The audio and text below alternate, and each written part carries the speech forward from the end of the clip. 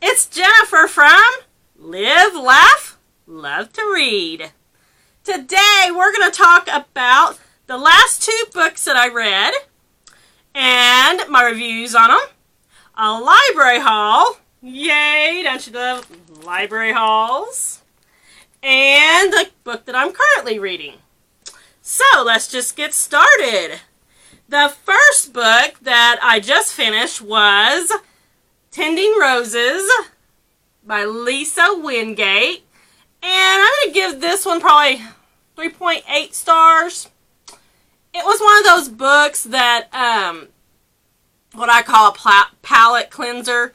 So if I've been reading a lot of books about murder or, suspense or just anything like that, this kind of book in between is good because it's really sweet. It's, nothing bad happens in it, and yeah, just sweet.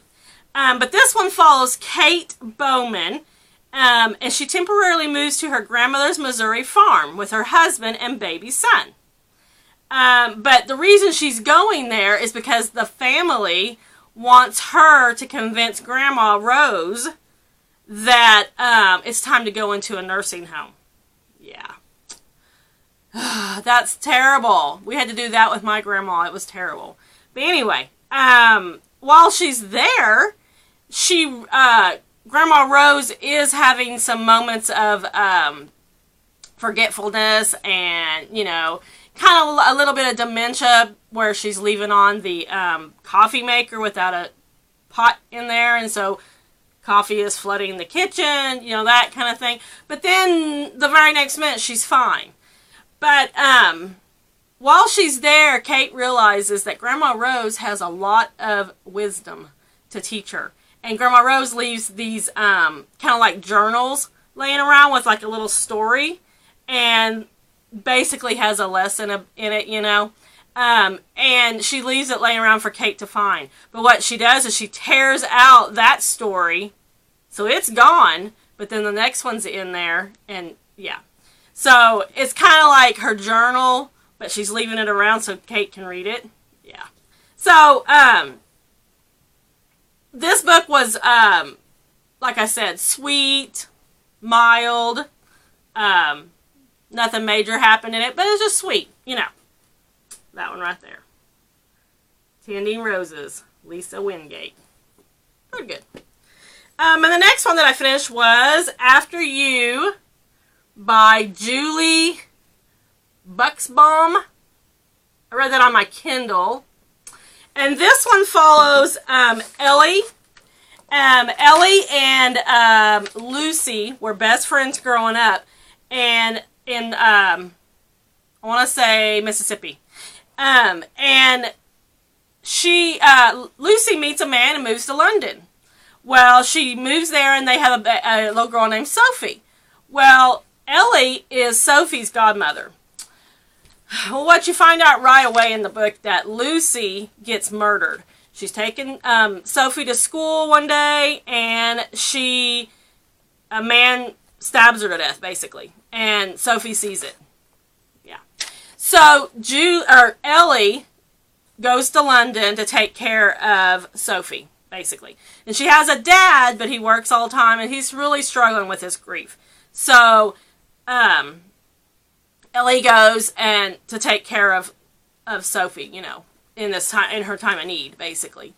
So, she goes to a private school where she wears, the uniform, the plaid skirt, and all that. And one part of the book that's really funny is that the first morning they get up to go to school, and Ellie lays out her clothes, and Sophie's not speaking right at this moment because she's traumatized. But the school and her dad has decided she has to go back to school. But anyway, Ellie lays out her clothes, and Sophie's like, and she's like, what, And so Sophie goes over and gets her uniform. So she goes, oh, yeah, you have to wear an effing uniform. I forgot. Because she's not used to being around kids, and she cusses, and usually when she does, she gets a giggle out of Sophie. And at this point, she's not doing any giggling, But throughout the book, she does pull her out. And Sophie starts talking again, and they take her to a therapist and all that, and yeah. But meantime, while she's there, her husband, who's still in the States, Ellie's husband, is having a really hard time that Ellie is staying over there. And basically, some stuff happens, and I don't want to tell you the rest of it, but anyway, it was like another, it was sweet. Little bit of sad, but, nothing major happens in it, so it was just really sweet. And I actually read that at the same time that I was reading Tending Roses, because I was reading this one on my Kindle, and the other one was paper. So, I gave that one 3.5 stars. Nothing major, but it was okay. Pretty good. Oh, and then throughout the book, Ellie is reading Sophie The Secret Garden, which I thought was pretty cool. But, yeah, so that was that one. And then we're going to talk about my library haul. Yay! So, I got all of these. The first one that I got was Daisy Jones and the Six by Taylor Jenkins Reid. And, excuse me, Taylor Jenkins Reid is one of my all-time favorite authors. But I tried to read this book up already from the library, and I just couldn't get into it. But I'm willing to give it another try because everybody keeps saying how good it is. So, I'm going to give it another try. If you haven't heard about this book, where have you been? Because this is like really popular right now. So, Daisy is a girl coming of age in LA. In the late 60s, sneaking into clubs on the Sunset Strip, sleeping with rock stars, and dreaming of singing at the Whiskey A Go-Go. The sex and drugs are thrilling, but it's the rock and roll she loves most. By the time she's 20, her voice is getting noticed, and she has the kind of heedless beauty that makes people do crazy things. Also getting noticed is the Six, a band led by the brooding Billy Dunn. On the eve of their first tour, his girlfriend Camilla finds out she's pregnant, and with the pressure of impending fatherhood and fame, Billy goes a little wild on the road. Daisy and Billy cross paths when a producer realizes that the key to supercharged success is to put the two together. What happens next will become the stuff of legend. So, okay. I think the reason I couldn't get into it, because I'm not really into, rock and roll and all that, but I'm willing to give it another chance, because maybe the story behind all that is good, so I'm going to give it another chance. The next one I picked up at the library was The Stolen Marriage by Diane Chamberlain. And I love Diane Chamberlain's books. They're really good. This one says, one mistake, one fateful night, and Tess DeMello's life is changed forever. It is 1944. Pregnant, alone, and riddled with guilt, 23-year-old Tess DeMello abruptly gives up her budding career as a nurse and ends her engagement to the love of her life, unable to live a lie. Instead, she turns to the baby's father for help and agrees to marry him, moving to the small rural town of Hickory, North Carolina. Tess's new husband, Henry Kraft, is a secretive man who often stays out all night, hides money from his new wife, and shows her no affection. Tess quickly realizes she's trapped in a strange and loveless marriage with no way out. Ooh, that sounds good. Have you read Diane Chamberlain? Love her books. I've read most of them, but love them. The next one I picked at the library was The Last Romantics by Tara Conklin. And the only reason I picked this up is because it's all over Instagram and that everybody's loving it. But when I got home and I read the synopsis, I was like, this does not sound something I would like. But we'll see. When the renowned poet Fiona Skinner is asked about the inspiration behind her iconic work, The Love Poem, she tells her audience a story about her family and a betrayal that I don't know how you say this word, reverberates through time. Reverberates? I can't say that word. It begins in a big yellow house with a funeral, an iron poker, and a brief variation forever known as the Pause, a free and feral summer in a middle-class Connecticut town. Caught between the predictable life they once led and an uncertain future that stretches before them, the Skinner siblings, Fierce Renee, Sensitive Caroline, Golden Boy Joe, and Watchful Fiona, emerge from the Pause staunchly loyal and deeply connected. I don't know. Excuse me. Yeah. I don't know. Have you read this? Was it good? We're going to give it a try. The next one I picked up was Truly Madly Guilty by Liane Moriarty. I love Liane Moriarty, too. Excuse me. She, excuse me. She's one of those authors that is like an automatic pickup for me. I really like her. 6 responsible adults. 3 cute kids. 1 small dog. It is just a normal weekend. What could possibly go wrong? Sam and Clementine have a wonderful, busy life. They have 2 little girls. Sam has just started a new dream job, and Clementine, as cellist, is busy preparing for the audition of a lifetime. If there's anything they can count on, it's each other. Clementine and Erica have been friends since they were little. A single look between them can convey an entire conversation. But theirs is a complicated relationship. So when Erica mentions a last-minute invitation to a barbecue with her neighbors, Tiffany and Vid, Clementine and Sam don't hesitate. Having Tiffany's and Vid's larger-than-life personalities, there will be a welcome respite. 2 months later, it won't stop raining, and Clementine and Sam can't stop asking themselves the question, what if we hadn't gone? I think that sounds good.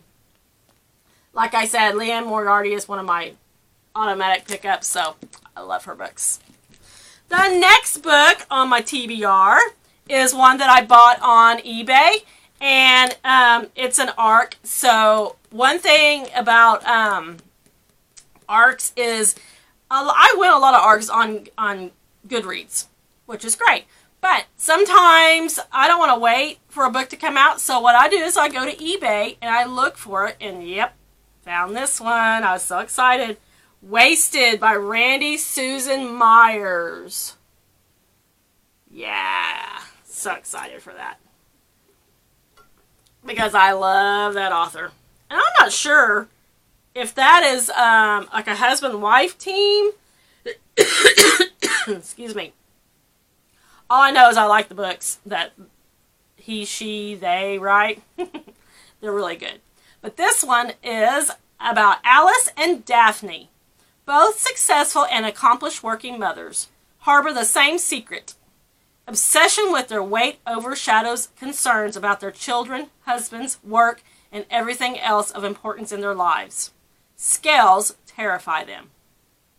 Daphne, plump in a family of model thin women, learned only slimness earns admiration at her mother's knee. Alice, break up skinny when she met her husband, risked losing her marriage if she keeps gaining weight. The 2 women meet at Privation, located in a remote Vermont mansion. The program promises fast, dramatic weight loss, and Alice, Daphne, and 5 other women are desperate enough to leave behind their families for this once-in-a-lifetime opportunity. The catch? They must agree to always be on camera. Afterward, the world will see Wasted, the documentary.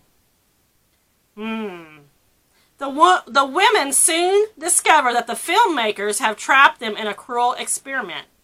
With each pound lost, they edge deeper into obsession and instability until they decide to take matters into their own hands.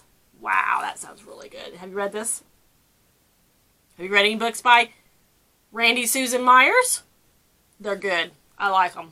So anyway, that's probably going to be my next read just because, yeah, I really like her. Okay, so next is the book that I'm reading right now called The Scent Keeper by Erica Bauermeister. Yep, this is what I'm reading right now, and I am about halfway through. I'm enjoying it. It's kind of reminiscent of how the crawdads sing, a little bit, kind of. But this one, we follow Emmeline. Emmeline lives in an enchanted childhood on a remote island with her father, who teaches her about the natural world through her senses. What he won't explain are the mysterious scents stored in the drawers that line the walls of their cabins, or the origin of the machine that creates them. As Emmeline grows, however, so does her curiosity, until one day the unforeseen happens and Emmeline is vaulted out into the real world, a place of love, betrayal, ambition, and revenge. To understand her past, Emmeline must unlock the clues to her identity. Yeah. So far, like I said, I'm only in about halfway, and I'm enjoying it. It's a different kind of book than I normally would read. Basically, her father has a machine that he puts scents in, like your nose scents, and a little paper pops out, and he puts it in a glass bottle, seals it up with wax, puts it in these little drawers in their cabin. Yeah. So he has taught her how to use her sense of smell for everything, basically. They forage on the island, and they, forage for everything that they eat and all this. They're the only two people on the island.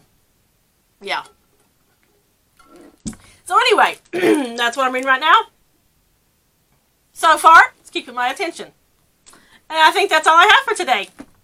If you guys like this video, please subscribe. Give me a thumbs up. And you can go over and check out my other channel, Read Along with Aunt Ninny, where I read children's books. I have a whole lot of videos over there. And your little ones will probably really enjoy it. Alright, that's it for today. Thanks, friends. See you next time.